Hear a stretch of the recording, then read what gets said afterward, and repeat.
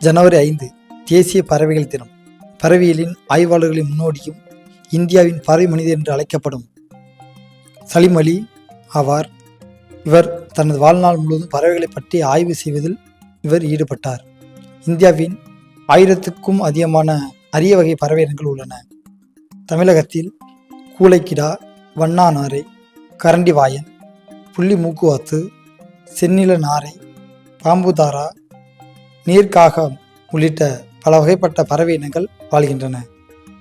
தமிழகத்தில் உள்ள சதுப்பு நிலக்காடுகள், மலைகள் போன்ற இயற்கை நிறைந்த இடங்களில் பல வகையான பறவைகள் கூடு கட்டி வாழ்ந்து வருகின்றன. பறவைகள் தங்களின் இன பெருக்கத்திற்காக வலசை போகும். அப்படி வலசை போகின்ற பறவை இனங்கள் தற்போது குறைந்து கொண்டு வருகிறது. அரிய வகை பறவை இனங்கள் இயற்கை சீற்றம், காடுகளை அழித்தல், இறைச்சிக்காக பறவைகளை வேட்டையாடுதல் போன்ற காரணங்களால் அழிக்கப்பட்டு வருகின்றன. பறவை இனம் அழிந்து வருவதை தடுக்கும் விதமாக ஆண்டுதோறும் ஜனவரி 5ஆம் தேதி பறவைகள் தினம் கொண்டாடப்பட்டு வருகிறது.